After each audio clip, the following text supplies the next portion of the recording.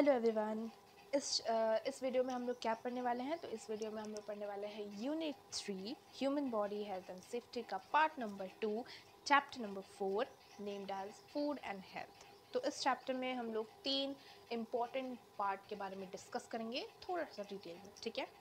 तो सबसे पहले हम लोग पढ़ने वाले हैं कंपोनेंट्स ऑफ फूड। देन उसके बाद हम लोग जाएंगे बैलेंस डाइट पे कि बैलेंस डाइट क्या होता है और क्यों वो ज़रूरी होता है एक्चुअल में। एंड देन कम्स डिजीज़ के बारे में कि डिजीज़ क्या होते हैं, हेल्थ क्या होती है, देन डिजीज़ के क्या टाइप्स होते हैं, उनके बारे में हम लोग थोड़ा सा ब्रीफली डिस्कस करेंगे। क्लियर? सो सबसे पहले तो मैं ये बताऊंगी कि इस चैप्टर का मतलब हम लोग जानते हैं राइट कि हम लोग वैरायटी ऑफ फूड को कंज्यूम करते हैं, right. We use to eat variety of foods.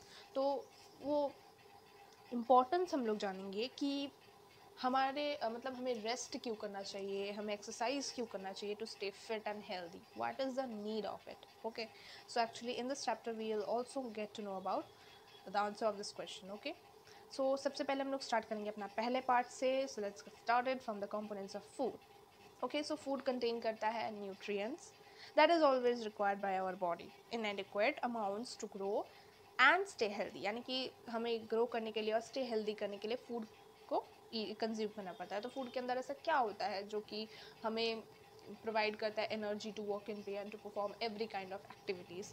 सो उसके अंदर न्यूट्रिएंट्स होते हैं। अब क्वेश्चन आएगा ये न्यूट्रिएंट्स क्या होता है, तो उसके बारे में मैं बताऊंगी कि न्यूट्रिएंट्स एक ऐसे कंपाउंड होते हैं जो कि फूड में होते हैं और वो हमें स्ट्रेंथ प्रोवाइड करते हैं और हमारे बॉडी को हेल्प करते हैं टू ग्रो प्रॉपरली। क्लियर? और एडिक्वेट का मतलब होता है सफिशिएंट क्वांटिटी में, यानी कि बराबर मात्रा में, ठीक है। तो I hope you understand. Again I am telling food contains nutrients that are required by our body in adequate amounts to grow and stay healthy. The main nutrients which is present in our food are carbohydrates, fats, proteins, vitamins and minerals, ठीक है। और food also contain करता है roughage and water। Clear? Carbohydrates अब से पहले मतलब इन सब बात से पहले मैं एक और इम्पॉर्टेंट बात बताना चाहूँगी। वो ये है कि कार्बोहाइड्रेट्स जो है और कार्बोहाइड्रेट्स, प्रोटीन्स और फैट्स जो है वो टुगेदर मिलकर एक न्यूट्रिएंट को फॉर्म करते हैं नेम्ड एज मैक्रो न्यूट्रिएंट्स। और ये मैक्रो न्यूट्रिएंट्स जो होते हैं this is actually required in our body in large quantities. हमारे बॉडी को ये मैक्रो न्यूट्रिएंट्स चाहिए होता है in large amount, okay, which should be present in our daily diet. हमारे रोज़ के खाने में मतलब ये मैक्रो न्यूट्रिएंट्स होना चाहिए। वाइल दूसरा पार्ट आता है मैक्रो के बाद आता है माइक्रो न्यूट्रिएंट्स। इनमें डिफरेंस है। Macro nutrients means the carbohydrate, proteins and fats together form macro nutrients, and micro nutrients are the nutrients where you will see vitamins and minerals are present. तो vitamins और minerals together form करते हैं micronutrients को, and this micronutrients is required by our body in small quantities। मतलब ज़्यादा नहीं, small quantities, थोड़ा सा required होता है micronutrients in our daily diet। Okay, now moving to the discussion about the components, actually the nutrients, the main nutrients जो हैं जो कि फूड में प्रेजेंट होते हैं उनके बारे में हम लोग डिस्कस करेंगे। सबसे पहले हम लोग पढ़ेंगे कार्बोहाइड्रेट के बारे में। कार्बोहाइड्रेट्स क्या होता है? तो कार्बोहाइड्रेट्स जो होते हैं वो बहुत ही मेन सोर्स होता है जो कि हमारे बॉडी को एनर्जी प्रोवाइड करता है। ये हमारे बॉडी को एनर्जी प्रोवाइड करता है, इसीलिए ये बहुत ही मेन सोर्स हुआ, ठीक है। और it contains actually rice and wheat, ripe fruits, bread, honey, sugar, potato etcetera. Okay, then comes fats. Fats क्या होता है? फैट्स भी एनर्जी प्रोवाइड करता है हमारी बॉडी को, और इसका इंक्लूड में देखें तो what it includes, so it includes butter, oil, ghee, nuts, all this. Okay, then comes proteins. तो प्रोटीन क्या करता है? वो हमें हेल्प करता है in our growth and repairing of the tissues. Okay, and it also वो क्या करता है? हमारे बॉडी के मसल्स को बिल्ड करता है। ओके, एंड अगर हम लोग एग्जाम्पल्स में देखें तो there are ground nuts, beans, pulses, fish, egg, meats, curd, cheese, all are these proteins only. Vitamins जो होते हैं वो हमारे बॉडी में रिक्वायर्ड होते हैं in small quantities, and what it does is it you मतलब वाइटामिन्स क्या करता है? वो हमारे बॉडी को फिट रखता है, एंड एक्चुअली इसका सबसे मेन काम क्या होता है? ये हमारे बॉडी को प्रोटेक्ट करता है against several kind of diseases. But still you should know that vitamins is required in our body but in smaller quantities. Okay, next comes minerals. Minerals क्या होते हैं? सो मिनरल्स जो होते हैं वो हेल्प करते हैं हमारे फिजिकल और मेंटल डेवलपमेंट में of the body. Okay, and also it use to keep our bones and teeth strong and healthy. If you'll see the examples, so the examples are milk, cheese, eggs, fruits, and fish, and some other kinds of minerals are also there. Now roughage क्या होता है? roughage को एक और नाम से हम लोग जानते हैं ditheria fiber, and it is actually the undigested portion of the plant food. Okay, and ये हमारे डाइट के लिए एक्चुअली बहुत इंपॉर्टेंट होता है because it helps in easy passage. ये हमारे बॉडी में हेल्प करता है in easy passage of food through the digestive system. Clear? And example हो गया cereals, unpolish rice, grains, fresh fruits and vegetables. ये होता है roughage. Next comes water. So water तो बहुत ही इंपॉर्टेंट होता है because actually 70 to 80% of our brain is covered with water, और of our body is only 90% of the body is made up of water only, right? So it is very important. So water is required for almost all functioning of the body, right? We should drink plenty of water, that is up to 8 to 10 glass of water every day to stay healthy, right? So this is all about components of food. Now we are moving to diet, balanced diet. So actually what is this balanced diet is? तो ये बहुत ही छोटा सा part है, मैं इसे बहुत जल्दी कवर कर दूंगी. So balanced diet क्या है?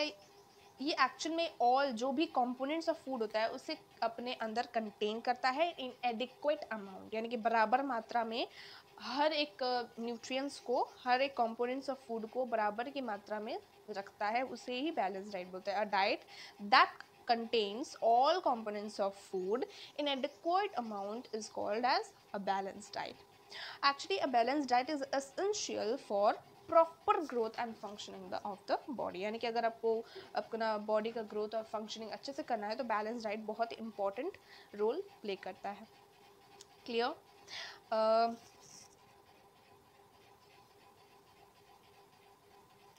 देन कम्स इन एडिशन, हमें और क्या क्या करना चाहिए? तो in addition to a balance diet our body also need, हमारा बॉडी को ऑल्सो चाहिए कि हम रेगुलर एक्सरसाइज करें और अपना एडिक्वेट अमाउंट ऑफ रेस्ट भी ले, जैसे कि स्लीपिंग टाइम फिक्स्ड हो, या 6 hours for sleeping like this for every day, and this is means time जो है वो फिक्स्ड है फॉर स्लीपिंग. हमें अपने बॉडी को रेस्ट देना चाहिए टाइम पे, एक्सरसाइज रेगुलर करना चाहिए. It keeps our body to stay healthy and active. Okay, and exercise जो है वो बहुत important होता है because it also keeps our brains and muscles strong, and rest and sleep also keeps us relaxed and refreshed. So this is the importance of exercise and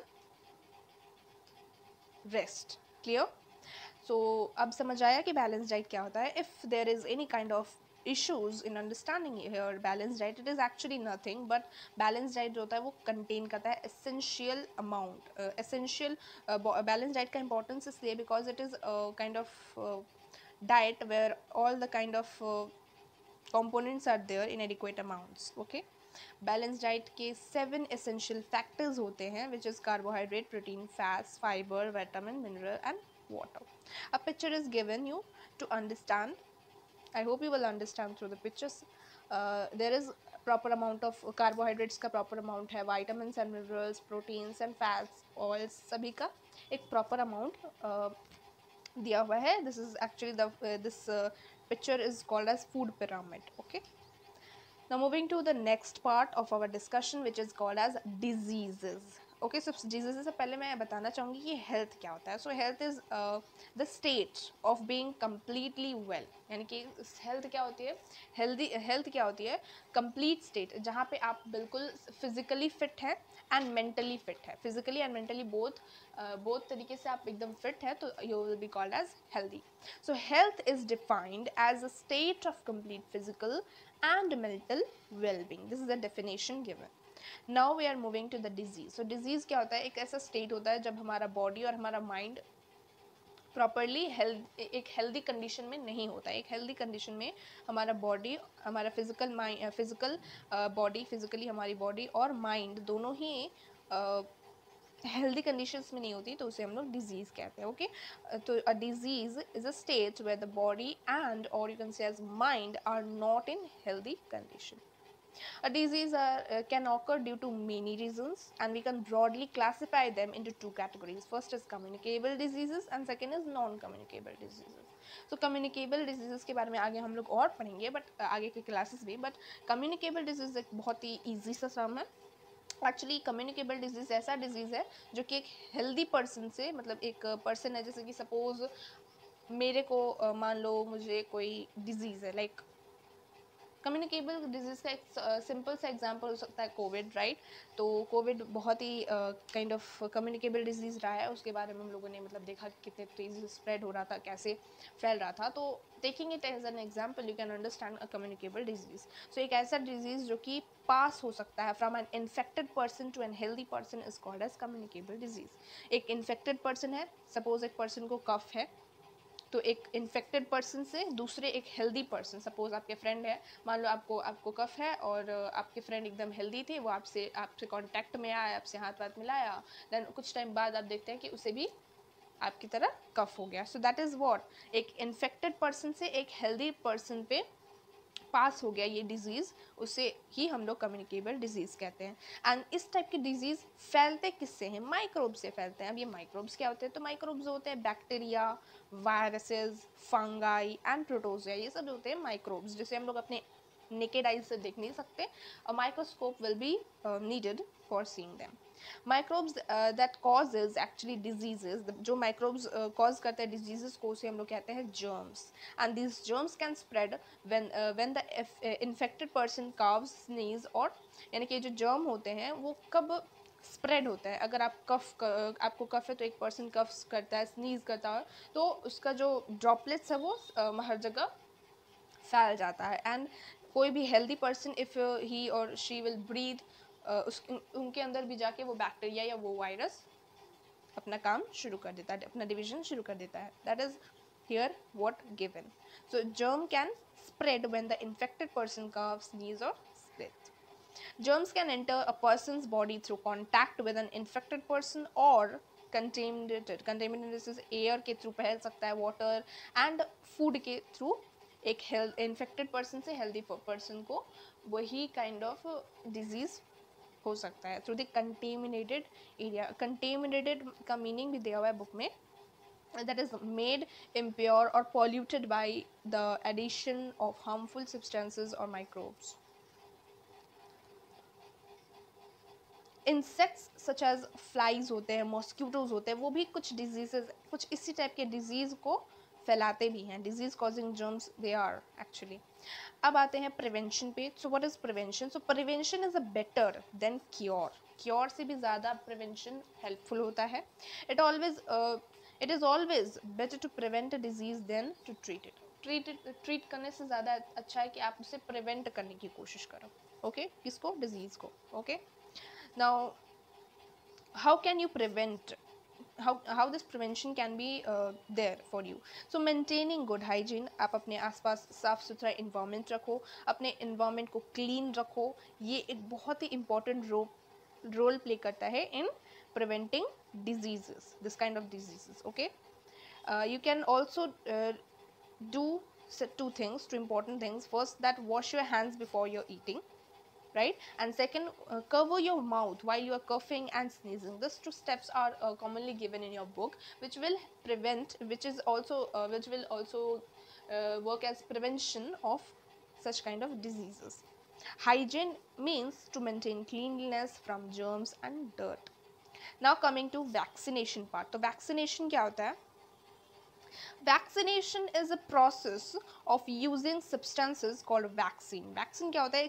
एक substance होता है जो कि contain करता है छोटे से amount, that is a small amount of thing that causes a disease. It is given to the people to prevent them from getting that disease. ठीक है, जिसे वैक्सीन बोलते हैं. सो वैक्सीनेशन एक ऐसा प्रोसीड्यूर है जहाँ पे वैक्सीन्स को लगाया जाता है for the prevention of the disease, जिससे कि वो डिजीज को हम लोग प्रिवेंट कर पाएँ, असर उनका कम कर पाएँ, like that. Many communicable diseases are there that can be prevented by vaccination given at the right time. If given at the right time. Vaccination जो है वो एक person को protect करता है by not not allowing the germ to multiply in case if it had entered in the body. अगर उस disease ने body के अंदर enter कर लिया है, फिर भी vaccination एक person को protect करता है from getting that kind of disease. कुछ common और भी ways हैं, जैसे कि if you will cover your food and water, this kind of disease will not spread much, and use kind of mosquito nets that will also help in spreading such kind of diseases. Okay, some common kind of communicable diseases and their symptoms have been given in your book. Please go through it. Okay, that is important. Symptoms means symptoms means a sign of particular disease. Okay, now moving to the last but not the least, you can say last only, the portion of non communicable disease we are going to discuss. So ये बहुत ही छोटा सा part है. Non communicable disease ऐसा type का disease होता है जो कि पास कर सकता है, जबकि पास नहीं कर सकता है. Okay, to an infected person, to an healthy person, it cannot pass from them. That is only called non-communicable disease. So if you see the definition is given like a disease that cannot be passed from an infected person to an healthy person is called as non-communicable disease. Now meaning of deficiency का meaning होता है lack of something, किसी चीज की कमी हो जाना, उसे हम लोग deficiency बोलते हैं. Now coming to the again the part, such kind of diseases means non-communicable diseases kind of disease, they are mostly caused by deficiencies. non-communicable diseases जो होते हैं वो किस चीज़ की वजह से कॉज होते हैं, क्यों होते हैं? It is actually because of the deficiency, किसी चीज़ की कमी हो जाना, किसी न्यूट्रिएंट्स की कमी हो जाना. अगर हमारे डाइट में किसी भी न्यूट्रिएंट्स की कमी हो जाती है तो ही हमें कोई डिजीज़ होती है. ठीक है, so hence they are called as deficiency disorder. तो इन्हीं काइंड ऑफ डिजीज को हम लोग डेफिशिएंसी डिसऑर्डर कहते हैं. So if we'll go through the definition, is given that such kind of non-communicable diseases are mostly caused by the deficiency of adequate amounts of nutrients in the diet. Hence they are also called as deficiency disorder. And the meaning of deficiency I have told, that is lack of something. Now in your book it is given a following kind of table that will show some deficiency disorder, their symptoms, and the food that should be taken to prevent this disorder. I have not given it because of some issues, but if you have any problem, if you need it, I will surely you just inform me through the comment section. I will give the pictures of this table, or I can make a short video for it, so to explain this both table. Okay, so this is the end of the chapter. We have completed the chapter. हम लोगों ने बहुत ही जल्दी से इस chapter को ख़त्म कर लिया है. कोई भी doubt हो तो मुझे comment section के through inform कर सकते हो आप लोग. और thank you so much for watching my video. I hope you liked it.